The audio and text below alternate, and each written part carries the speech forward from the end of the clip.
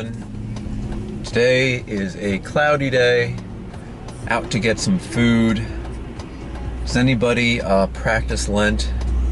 My family and I do. So we're gonna go to McDonald's and we're gonna get some fish fillets.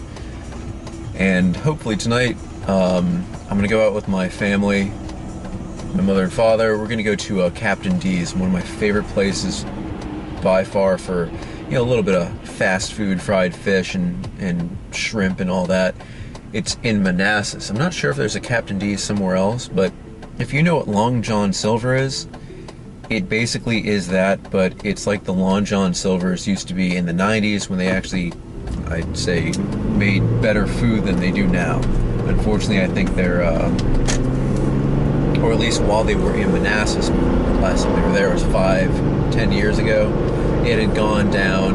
It was kind of messy and it wasn't something really to get. But Captain D's, one of my favorite places. It also is in Manassas. I'm sure you can Google it if you're, around this area. It's pretty good, and it's something I crave. I always get the popcorn shrimp with little hush puppies on the side and fries.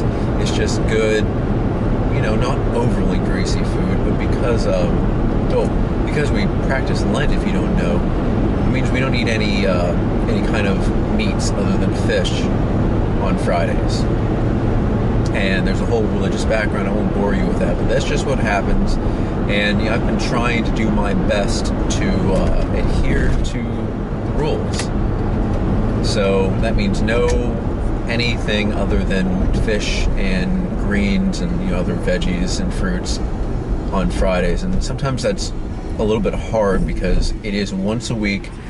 Sometimes I forget, hey, what day is today? And I end up eating a cheeseburger or something like that, which is bad. But when it's a conscious decision, when it is a conscious decision to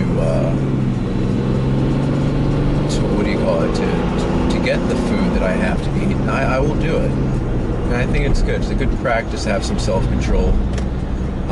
I tend to be like an impatient person, and I just tried my best to adhere to something so that I can have good practices in life. And hopefully this is something I'll pass down to my kids. May not be Lent, but just the practice of having some patience, not be able to have exactly what you want, and I think that's healthy, good. For a lot of my life, I've really wanted things now. I hope to not call myself entitled, but I see something. It used to be when I was a kid, I just wanted it, and I was like, I want that, get that for me. But, as I grew up, I began to realize that, of course, no one's going to get that for me. I have to do my work. I have to do work to get that. So it changed from get that for me to what do I have to do to get that. Could be an experience, could be a thing, could be whatever.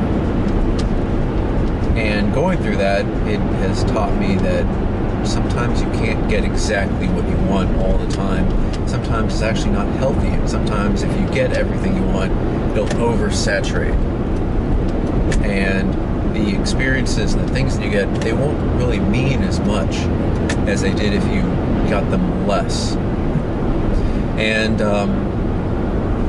coming from a family of means, my parents actually didn't get me everything that I wanted. And not to sound greedy or anything, but that I wanted more stuff than they were willing to give. So when I actually was able to get my own money, I think I went pretty crazy. I got the clothes that I wanted, got the electronics I wanted, got everything, and had the experiences that I wanted as well.